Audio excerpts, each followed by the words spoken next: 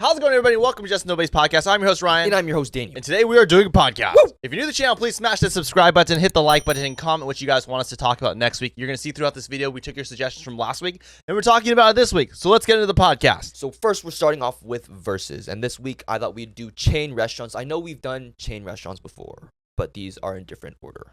Okay. Cheesecake Factory versus BJ's. Oh, that's tough. Both have good desserts. Both have good food. Yeah, I feel like Cheesecake Factory is just okay. I mean, it's good. Yeah. It's good. But I think, let's just go off of desserts, okay? I think cheesecake is good if you are in the mood for cheesecake. Okay. Pizookies, I'm always in the mood for Pizookies. You know, the cookie, for everyone who doesn't know, it's a hot skillet with a hot cookie in the middle, and then there's ice cream on top of it. Right. I feel like that's kind of like a universal dessert that's always pretty good.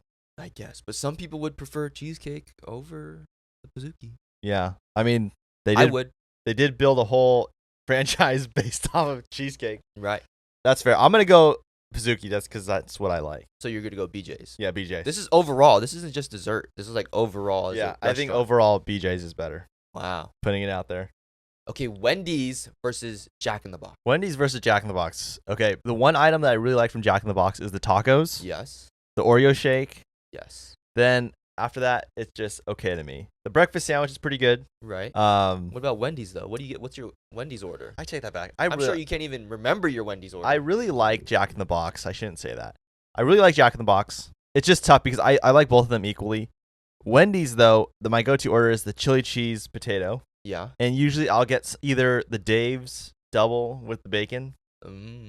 I think their quality of meat is really good. It is very good. Like for outside of In-N-Out, I think when you have, Wendy's versus McDonald's, the quality of the patty is better at Wendy's. Oh, for sure.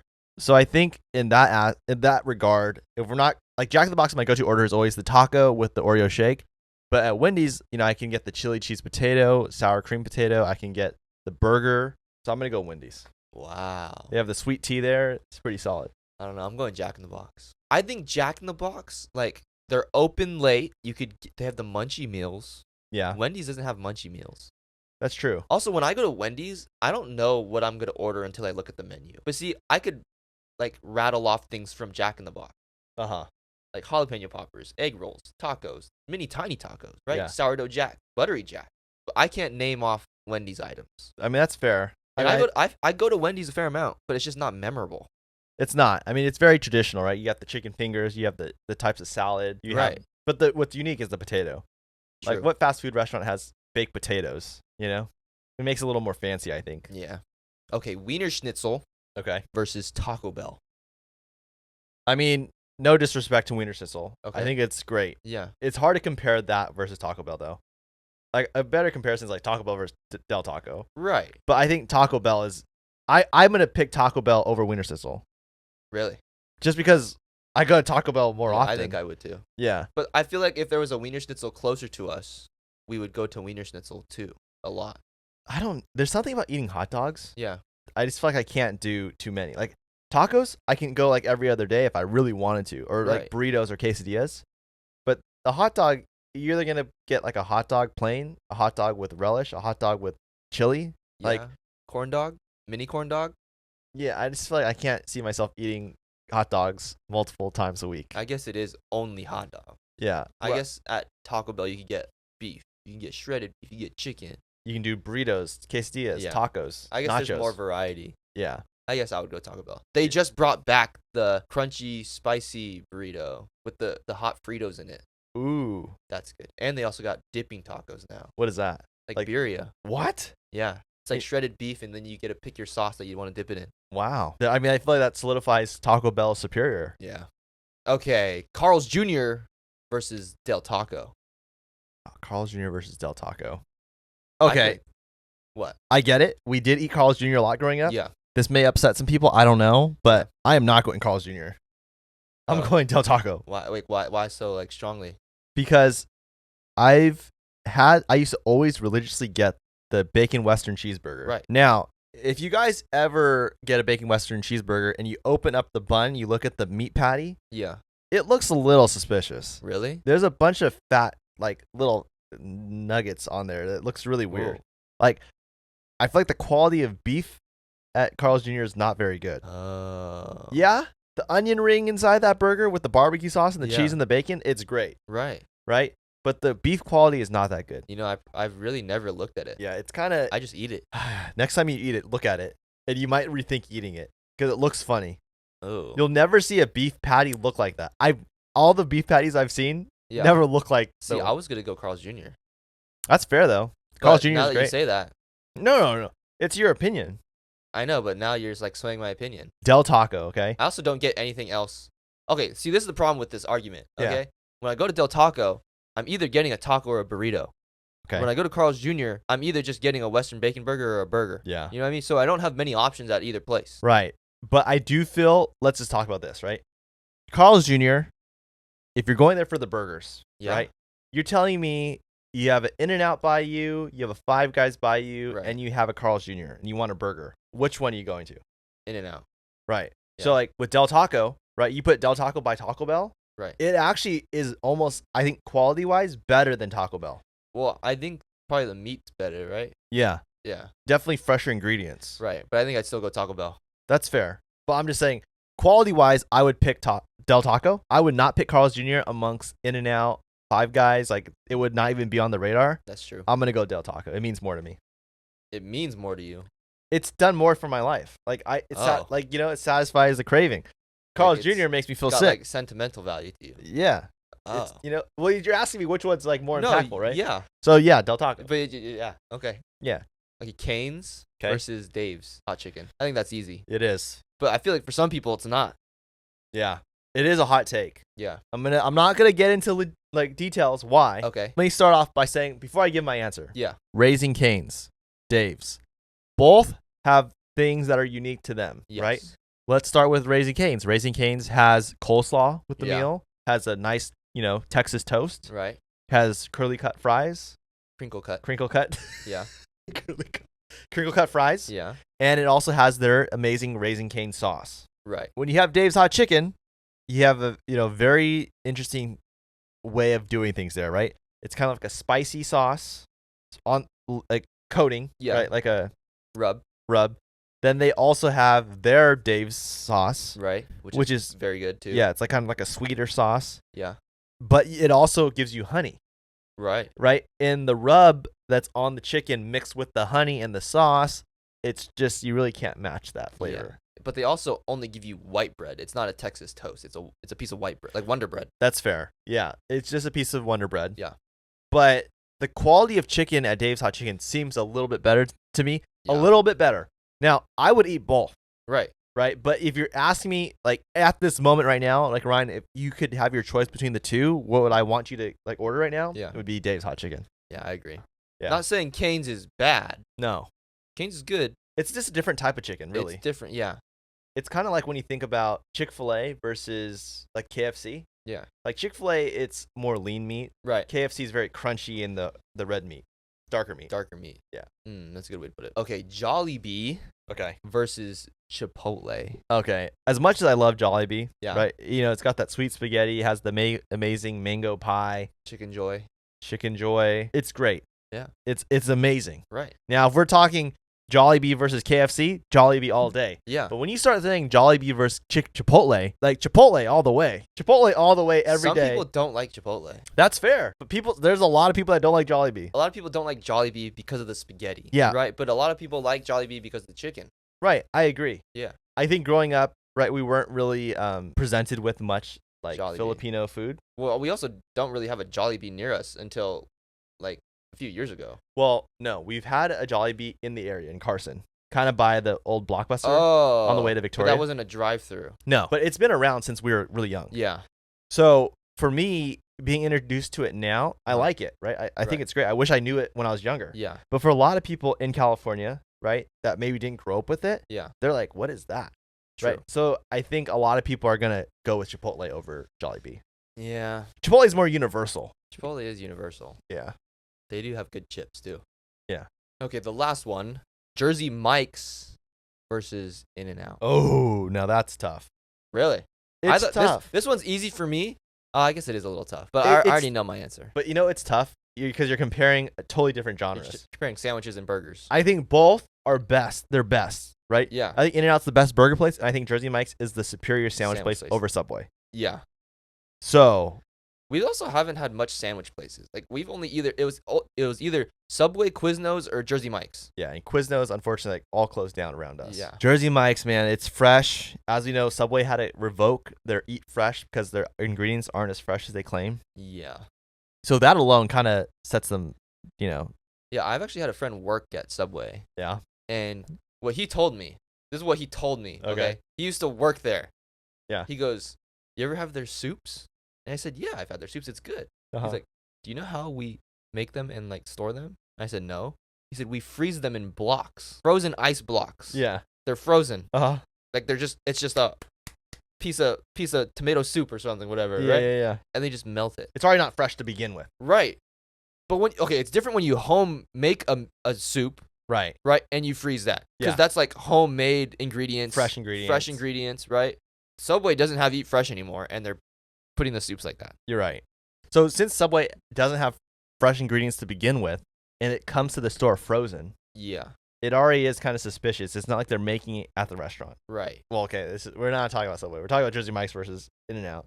But In-N-Out is like, I mean, come on, I eat out In-N-Out more. You also can't beat the price of In-N-Out. No. Okay, when you go to Jersey Mike's, it's a little pricey. It is. Right? You're getting a good sandwich, but you're paying for the good sandwich. Yeah. Right? In-N-Out, you're getting a good burger, but you're probably paying half the price of the burger. And it's more convenient to go to In-N-Out than going to walk into Jersey Mike's. Right. And you can get a whole meal at In-N-Out as opposed to like one giant sandwich at Jersey Mike's. Yeah. What is that, like $20? No, it's more. Isn't it? I think it's like $20 to $22. Okay. You can get 2 complete In-N-Out meals with that. Yeah, like double doubles. Yeah. With a milkshake. Yeah. And animal fries. Yeah. In-N-Out all the way. And thank you for watching Versus. But moving on into crazy news this week, there was a home in Pennsylvania that randomly exploded. Yeah, what was that? You know, I saw that video. Okay. It's a video, right? Where you see like I didn't see the video. Okay, there's like a video online where it's like a huge explosion. Okay, well it might be the same one. Okay. In Pennsylvania, there's this house that completely blew up. Now the explosion was so big, yeah, it leveled the house completely. There was like nothing, right? And yeah. So what happened was 6 people were killed. Oh gosh. Yeah, so 6 people died. 2 of them were in the house. 4 of them were neighbors. Okay. Now, what's weird is after like a bunch of investigations, they cannot pinpoint what caused the explosion. It's just like this whole thing right now, like nobody can figure out what caused this massive explosion because it exploded this house and caused like fires in the like by the neighbor's house. But this house got completely leveled. Oh my gosh. Yeah. So people are like saying like within the neighborhood there was like problems with like the water heater or something. Okay, that's valid. I feel like the water heater exploding is very possible. So they're saying it possibly is the water heater. Yeah. But what's crazy, like the size of the explosion, could that come from a water heater? If it's the same video I saw, yeah, I don't know. That was really big. It looked like, I don't want to use the word like this is a bad example, like nuclear bomb, but it looked like a bomb that kind of like, you know, like kind of had that mushroom effect. Right. That's what I was like, I don't know what that could be, but I feel like arson investigation should be able to figure out how that was done. Yeah. Like when I look at our water heater at the house, right, it's like it's a pretty compact thing. Yeah. So if it's like the water heater and the water tank, could that, I don't know. Yeah, I mean, it definitely could explode. Yeah. You mix in some gas line leakage or something. That's true. We're talking like big explosion, I think. Yeah. So that's still up in the air. We don't really know. It's weird that the firefighters and arson investigators didn't like figure it out yet. Like, you know, like what it is. Maybe they figured it out recently, Uh-huh. but from what I read, they didn't. Wow. Yeah. I feel like that would have been something they would have uncovered pretty quick. Yeah. But on to the next story, the last story. A couple has decided to sell their home and only live on cruise ship. Wow. That's pretty cool. Yeah, so what they found, okay, is they found that it's cheaper to book a bunch of cruise ships and live on cruise ships than pay the mortgage of their home. What? Yeah. So what they do is they book 50-day cruises. Like, you know, they're super long cruises. Yeah. And they line them up to account for the whole year. Yeah. So they stay on these cruise ships and they like have a certain budget per day. Okay. And they found that keeping within that budget per day while booking these cruises is actually less than paying a yearly mortgage. Wow, I wonder how much their house was worth. Like, yeah, I think they said they were paying like a $58,000 mortgage like yearly. Oh, okay. And when they were like doing the cruise ship thing, it was like high 30s to mid 40,000 per year. This is where it gets a little weird. Okay. Say they do that, Yeah. right? Say the house is 58,000 mortgage every month, Right. right? But Or every eventually, year. It's every year. Sorry, every year. Eventually you pay off the house, Right. right? So there is a time when you're not going to be paying 58,000 every year. Yeah. When you do the cruises, you don't own the cruise. You don't. After you spend $40,000 a year. So eventually, But it's not sustainable. It's not sustainable, but when you think about it, you're paying this set price a year, and you get your entertainment, you get your food covered, you're traveling, Yeah, right? So you get to do a lot, that is true. and they're paying less than what they would pay for their mortgage. So in a way, there is kind of a trade-off. There is. I forgot about the whole food aspect. Like, you're kind of... You get your, like, okay, think about that. You get, I don't know how much food you get on these cruises they're going to. Yeah. But if it's anything like the Disney cruise, Right. you could get basically unlimited food a day. You really could. Right? And it's covered in the price you already paid. Yeah. So when you think about it like that, you basically have unlimited meals for those 50 days. You know what I'm saying? Like, this is, it could count for a lot. So I wonder, they're booking 50-day cruises, right? You said? Yeah. So every month they're pretty much going somewhere new. Pretty much. Every month and a half or so? Yeah, they're like just they're stopping like maybe like every week somewhere. I don't know. Dang, that's so funny though to think about, like when you get on a cruise and you like once you complete your cruise, you have to get off the cruise boat. Yeah. So like every time they're having to get off, reboard, get off, reboard. Right. But what's crazy is, right, for people who want to travel the world, yeah, it's like a cool thing to do because you're traveling while you're paying less than what you would do for a house. You're right. You know, it is a great opportunity for people that want to travel the world. Yeah. Like 30,000, 40,000 to travel constantly, that's pretty good. That is good, right? Yeah. I mean, I would consider. I wonder what cruise line it is. Yeah, I would consider for at least doing it for a year just to see. Like, that would be kind of crazy. The only thing that would get a little tough for me is the seasickness, right? Oh, The boat being boat. Maybe 6 months. 6 months. I would be down to do the 50-day cruise. Yeah. Just even see how that is, right? Right. Seems kind of fun. Let's think about that. 50,000, 50-day cruise. How many 50-day Like cruises? a month and a half. So you could do about how many of those a year? 6. 6. 6 divided by 40,000 is like Or wait, 6,000. no, that's like, you would do like 8, right? 8 cruises? 8, because then, You're roughly paying 5,000 a cruise. yeah, it's 8. So 5,000 for 50 days? $5,000 for 50-day cruise? That's pretty good, isn't it? I think so. I don't know. It seems like that's Seems pretty kind of low. Yeah. 'Cause I feel like a trip to like another country for a week is 20, 30,000. Yeah. Huh. That's a good deal. I think so too. Comment if you guys would do that. I mean, I think after looking at the numbers and the logistics, it makes sense. Okay, so moving on, I wanted to play another game, but we've played this game before, but with movies. But we're going to play this with video games now. What game is it? So you need to guess the video game based on its bad description. All right, let's do it. Okay, the first one. Little pink ball is on a journey to kill a penguin. Little pink ball. Little pink ball is on a journey to kill a penguin. We're talking video games. It has to be Kirby. It's Kirby. Okay, next. Man takes little girl across the country just to kill people and nothing else.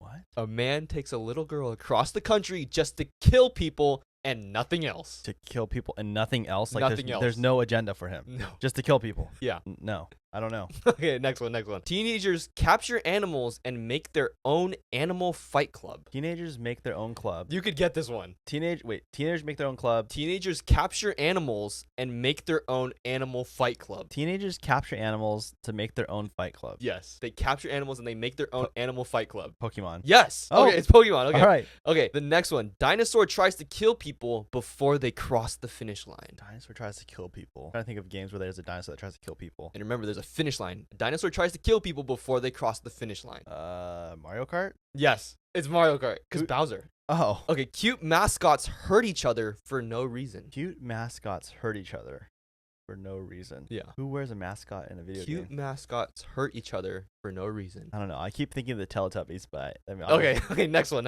Animal cult keeps human on stranded island and forces them to work. An animal. I don't see any game where an animal keeps humans captive. Yeah, so the animal cult keeps humans on a stranded island and forces them to work. Gosh, the only thing I can think of is Planet of the Apes, and that's not a video game. Okay, I'm gonna go through all of them now. I'm gonna tell you the answer. Okay. So the first one, pink ball, is on a journey to kill a penguin. Kirby. Next is man takes a little girl across the country just to kill people and nothing else. Yeah, what is that? The Last of Us. Well, I asked, is there an agenda? Like, is there like a... Well, okay, there's an agenda, but it's a bad description, right? He doesn't follow through with the agenda. Oh, that's true. When you really think about it, That's all he did. All he did was kill people. Okay, teenagers capture animals and make their own animal fight club.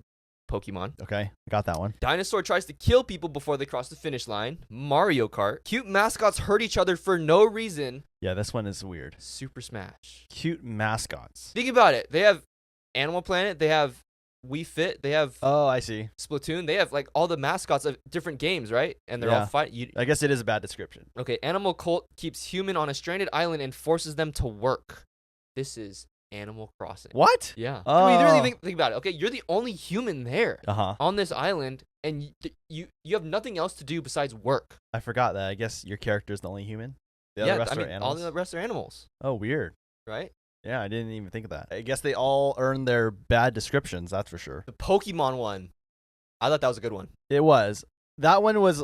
It took a little bit for me because that's the wording, but that was more straightforward. I didn't know that Kirby tries to kill penguins, but King Dedede, Dedede. yeah. So also another thing I learned this week, I had no idea this was even a thing. But when you're eating at a restaurant and you have like your silverware, right? There's a plate in front of you and you have a fork and a knife. And when you have the fork and knife like just straight, that's actually a sign for the waiter to actually bring your meal. Like that means you're ready for the meal. And when you put the silverware like diagonally on the plate, it actually means like you're taking a pause. Like you don't want any more food right now. You just need to wait. Wait, really? Dude, sometimes I just have my utensils everywhere. Probably confuses the heck out of the waiter. Yeah, if you put the utensils in a cross, it's actually a sign for the waiter to bring the next course. So if you have your appetizers and then you put your utensils in a cross, that actually means bring the next course out. And if you put the utensils sideways, like they're in horizontal lines, that actually means the food was excellent. Like you really like the food. But if you kind of make like a pyramid with your utensils like on the plate, that actually means the food was really bad. And if you flip it upside down, that means the service was really bad. So that's one way to tell your waiter that you had really bad service. I feel so bad because sometimes I literally put the triangle there and the food was great. I didn't know it was that meaning. Yeah, you're literally telling them the food was bad. So if you put it like this, right, you make this like triangle, like the pyramid, upward pyramid, it actually means the food was bad. And if you flip it upside down so it's like this, that means the service was bad. Oh, gosh. So you're basically, it's like you're telling them they have bad service without saying they have bad service. Wow. I mean, I didn't know. I didn't know like utensils had, I knew utensils had places, but I didn't know there was different signs to make different messages to the waiters. I wonder if there's ever a time when we put our utensils a certain way that it's confused the waiters to not bring out the next dish. I feel like I've done like the pause thing. Yeah. Okay, I also need to know if you know about this. Do you know what vegan horse riding is? What is that? So there's a sport in Finland that some people call vegan horse riding, but it's actually called hobby horsing. And I just want you to watch this video and I want you to see what they do. Okay, so what you see is they're riding horses, but it's just a horse head on a stick, right? And they're doing the galloping, they're doing the tricks, they're jumping through the obstacles, right? Yeah. So there's not actually horses. But the reason they do this, okay, is because horses are so expensive that this is like the alternative to it. So they're the ones doing everything, and they have crazy tournaments. Like this is a real thing. They have crazy tournaments for this, and it's called hobby horsing. So how do you win? I honestly don't know. I was trying to watch. I was watching a lot of tournaments of this. Yeah. Right? I was watching a lot of these kids jump over the hurdles and stuff, but I really don't know how you win. I did see though, okay, they were all trying to jump over this one really high hurdle. Okay. Right? And none of them could do it except for one. And she like got an award. It seemed like it comes down to athletic ability. It has nothing to do with anything else. Yeah. So they have the obstacles, right? Like the hurdles and everything. That's one thing. Right. But then they also have like the show. Like okay, they really do it with actual horses, right? they have them like kind of like gallop like kind of pretty, right? They kind of do like a dance. Yeah. And they do that. But with the horse stick.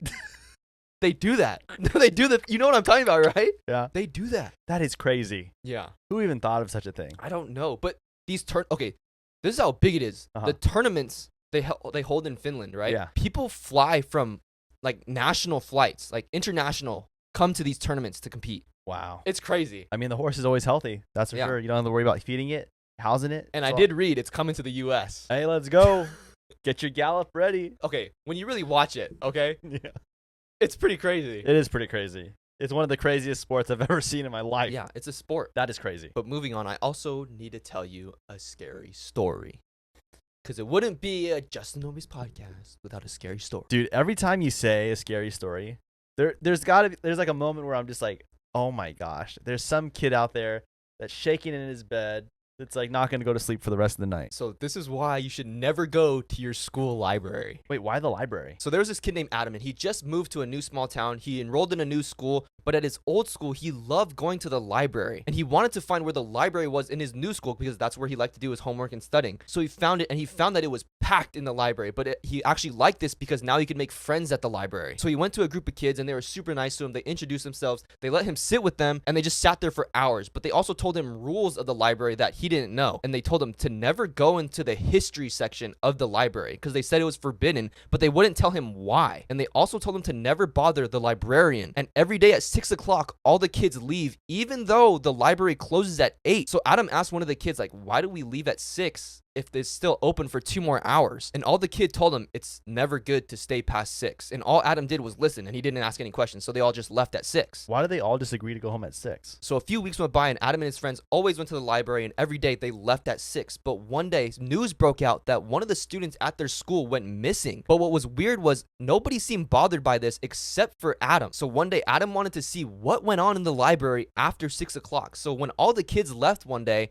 he stayed in the library. And after sitting in there, he noticed that it was just a library. Like, there was nothing different than before. It was just less crowded. So Adam decided to just go home because there was nothing wrong with the library. But when he went to the door, he was locked in, even though it was supposed to still be open. Did his friends lock him in? No, so Adam thought that there was only one thing left to do, and that was to ask the librarian if she could open the door for him. But he remembers that his friends told him to never bother her. So he searched the whole library trying to find where she is, and he went to the office, he was looking down the aisles, and he couldn't find her. But the only place he didn't look was the history section. So Adam headed to the history section, and right when he turned the corner, he saw a hatch on the ground. Like, there was another room under the library. So he decided to open it, and immediately it smelled super bad, but he saw someone down there, and he noticed that it was the librarian, and she looked all dirty and she smelled really bad. So he asked her, are you okay? Like, is everything okay? Can I help you? And all she told him was, congratulations, you're next. And after that, nobody saw Adam again, but all the students knew what happened when they saw another kid missing on the news. But apparently one of the friends that left that day, that left Adam in the library, came back, and he witnessed everything. Dude, that is crazy. It's weird, right? No, it's freaking crazy. What the heck? So the librarian was the one taking kids. Dang. And that's why all the kids, they like had a weird feeling. So they said we have to leave at 6. Thank goodness that one kid came back. Yeah. Because more kids would have probably gone missing. Yeah, well, if a kid doesn't know the rules, right? Because it's like unwritten rules. That's so weird. Yeah, so if you don't know the rules, you're going to get taken. That makes people not want to go to the library, that's for sure. Yeah. I don't want to go to the I library. definitely don't want to go to the library. Especially after 6. When nightfall comes. No way. Nah, I'm good. Chilling. Okay, so moving on. I also want to talk about a crazy story. Now, this is a fictional story. This is like, you know, there ain't nobody there to talk about if they saw it or not. Oh, okay. This is actually a really emotional story, Oh. but it was very surprising that this even existed. Huh. Do you know the story about Miles Morales where he turns into Wolverine? No? So the story starts out in the 1980s where we see a bunch of kids like on the news and newspapers being abducted and they're going missing and no one knows who's taking them. And then we see a young Miles Morales walking on the street and all of a sudden he has this pain in his hand and these 4 bone claws just shoot out of his hand. So unlike Wolverine, he actually has 4 bone claws that come out. So Miles is freaking like, why is these claws coming out of my hands? And he runs home. He goes into his house and he's like, Mom, I need your help. And the mom's like, I don't want to talk to you right now. I have to grade papers. Go talk to your dad. So Miles runs to his dad and says, Dad, I need your help. And he's like, Miles, stop it. I can't talk to you right now. I'm talking to your Uncle Aaron. And they're arguing about helping Uncle Aaron not go to jail. Is this Uncle Aaron still the Prowler? No, so just wait. It gets even crazier. So Miles leaves the house, goes on a walk by himself because no one wants to talk to him. And he's like, what is going on with my hands? Like, why is this happening? And as he's walking on the street, all of a sudden this sketchy white van pulls up and he abducts Miles and takes him away. Then a couple hours go by and the police arrive at Miles's family's house and they tell him like, hey, your son is gone. I think he's been killed. Like, we don't know what happened to him. And then the story takes a 40-year jump and it's 2022 where we see Miles dressed up as Wolverine and he's walking on the road and all of a sudden these Sentinels are trying to kill him. The Sentinels are trying to wipe out all the mutants and Miles has to fight back and he just slashes through them all, beats them totally easily. So he's literally Wolverine now. Yeah, so Miles is Wolverine in this universe, and above Miles in the sky is a S.H.I.E.L.D. helicarrier. And in the helicarrier, there's the director of S.H.I.E.L.D., and there's a secret agent named Agent J. And the director of S.H.I.E.L.D. is telling Agent J, we have to go capture Wolverine. We have to stop him. And Agent J knows his job is to capture all the monsters and kill them. So the director of S.H.I.E.L.D. told Agent J, go down and fight Wolverine and kill him. So all of a sudden, Agent J falls from the sky, lands right behind Wolverine, and says like, hey, Wolverine, turn around. And Wolverine just tells him like, get lost. Like, I don't want to do this. So Wolverine turns around really fast, lunges at Agent J, tries to stab him with his claws, but in the process of stabbing him with his claws break because Agent J's suit is made out of adamantium. So Agent J starts beating up Wolverine really bad, like destroying him. So then Agent J grabs Miles, punches him in the face super hard, knocking off his mask, and he sees it's Miles. So Agent J goes, Miles? And then Agent J takes off his mask, and it's revealed that Agent J is actually Miles Morales' dad. Wait, what? So all this time, Miles' dad knew that his son went missing and was killed. So he wanted to get revenge on his killer. So he started working for S.H.I.E.L.D. and became an agent to hunt down these monsters. So all of a sudden, Miles' dad goes up to Miles and tries to grab him and hold him and try to help him. So then the director of S.H.I.E.L.D. doesn't like that. So he sends in extra help. So right behind them, a big explosion happens. And it turns out to be Aaron Morales and his Uncle Aaron, but he's Sabretooth in this universe. So Uncle Aaron runs after Miles and grabs him and says, like, you're not the only monster in the family. And he's winding up to hit him really, really hard to try to kill him. And right before he could punch him to kill him, Miles' dad jumps in and starts fighting Sabretooth. And while Miles' dad and Uncle Aaron are fighting, all of a sudden, Miles' bone claws come out again. So he runs at Sabretooth, stabs him a bunch of times, slashing him up. And then Miles' dad tells Miles, like, hey, stop it. We're not going to kill him. You got to stop. Miles' dad tells him that, hey, look, we're all monsters here, but we all have to stop. So then Miles retracts his claws and he tries to make peace. But by then it was already too late. His dad's dying. So Miles goes up to his dad and tries to ask him, like, how can I help you? Miles' dad just tells him, like, he's so happy that Miles is alive and he wants him to go try to find his mom because his mom thinks that Miles is dead. So then Miles buries his dad in a grave. But all of a sudden, the director of S.H.I.E.L.D. sends a message to Wolverine and tells him, I'm going to kill you. And I'm going to bring a whole team to destroy you. So Miles just like destroys the message and walks away. But then all of a sudden, Miles hears someone say Miles Morales, and he looks to his right and he sees the entire X-Men team. But Professor X in this universe is Genki Lee, who we see as like Miles Morales' best friend in all his other universes. Wait, that is supposed to be Miles' best friend. Yeah, isn't that crazy though? Like, what a crazy story, huh? They merged two different stories with another like two different universes. Yeah, so it's like their what if story comic line. The only thing that's different is that Miles is Wolverine and then Uncle Aaron is Sabretooth. Because Wolverine and Sabretooth are brothers, right? Technically, yeah. Yeah. Wow. Okay, so moving on, I want to get into food, talk about a snack, and ruin it for you because, you know, we all like hearing about the real ingredients in food because it really makes you want to eat the food even more. Yeah. Did you know that Pringles are legally not allowed to call themselves chips? What are they then? So Pringles in 1975 lost the lawsuit where they were no longer able to call Pringles chips because apparently they're made with like a bunch of unnatural ingredients. And apparently for any snack that wants to be categorized as a chip, they have to be made with real potatoes and they have to be sliced into small pieces and either baked or fried, and that's considered a chip. But Pringles does not do that. They have a paste that they make that's potato flavored, and they cut a piece out of that, and that's what's considered the Pringles chip. Wait, what's in the paste then? I don't even want to know, but all I know is that when you look at a Pringles snack, it says Pringles crisp because they can't call it chip, so they have to call it a crisp. Oh, dude, that's freaky. That's weird now. Hey, after I read this, I ain't eating Pringles anywhere. Dude, I thought Pringles were like more legit than other chips. You know what I mean? Like I thought those, like, because they're so like potato-y tasting. I know. The original ones, they look like fine slices of potatoes. right? Now it's just a paste. That's what it is. They fry the paste. That's what they or do. they dry it out or whatever. Okay, I want to move on to like a more inspirational side of the podcast. I feel like there's so much negativity in the world. It's good to talk about positive, stories and really understanding success stories, right? And it's not an overnight success, right? It's always a gradual success. Right. And that's why this next part of the podcast is really important. We like inspirational things. Do you know the theory about failure and how failure is actually the best thing that could happen to someone? How? So for most people view failure as a really bad thing, but now psychologists and history is showing that it's actually crucial for success. So legendary basketball star Michael Jordan didn't make his varsity team as a freshman, and he actually missed 9,000 shots in games before he became a successful basketball player. The company Dyson made over 5,000 different products and tools before they invented the vacuum cleaner. Sylvester Stallone, the director and writer of Rocky, was denied 1,500 times before a studio actually picked up Rocky and made it. And Thomas Edison failed 1,000 times before he made a working light bulb. And J.K. Rowling, the author of Harry Potter, was denied by 12 different publishing companies before one agreed to doing Harry Potter. So there's so many stories that prove that failure is necessary for success and that failure is actually a good thing. And without failure, success does not exist. I guess when you really look at it, it makes a lot of sense. Because you do look at the most successful people, and the most successful people have failed the most. I saw this clip from Ed Sheeran, and Ed Sheeran explained how no one learns anything from success or winning. You learn from your failures to know what to fix so that you can be successful. Right. But if you just became successful overnight and you don't know why or how you did it, you can't really replicate it, right? Exactly. Or make things better. Yeah. So moving on, I want to talk about a crazy theory that I think is going to shock a lot of people when they hear this. Oh, the shocking ones get you. Do you know the crazy Miley Cyrus theory, how she might be a ghost singer for many popular singers that have very successful songs right now? Who? So recently, Mr. Wyatt made a video that many people think exposes Morgan Wallen's voice. So I want you to listen to this. Okay. Girl, leave your boots by the bed. We ain't leaving Okay, so you heard that, right? So Yeah. now listen to what Mr. Wire does now with the voice. So that was Morgan Wallen, obviously. Now let's pitch it up and see if it sounds like Miley Cyrus. And let me know in the comments if you think it does. Wait, what? That's a little weird. That's Miley Cyrus. So I was looking at some music professionals that broke it down, and they said it's actually really rare for an artist to sound that similar to another artist like that. But hey, it could just be a coincidence. Who knows? That's Miley Cyrus. There's no way it's not. I know. That was way too close. It is weird. Because Miley Cyrus has a very distinct voice. Yeah. You can tell when she's singing. In any song. In any song, right? That- Even if her name's not on the song, Yeah. you could tell when she comes on. Right. And that sounded just like her. And that was Miley Cyrus. It is unbelievable. I don't know what to make of it, but I also don't want to start any drama or get killed. So Go singer. go singer exposed. Dang, after Flowers, she just decided, I'm going to just go sing. All right, guys, thank you so much for watching the podcast. If you're new to the channel, please smash the subscribe button, hit the like button. If this video gets 3,000 likes, we'll be giving away one of these hot toys to one of you guys. So make sure you comment what hot toy you like. Also, comment what you guys want us to talk about next week. And we'll see you guys next week, Sunday, on Apple Podcasts, Spotify, and YouTube. And we'll see you guys tomorrow on TikTok. We'll see you on the TikTok. God bless you guys. See ya. Love ya.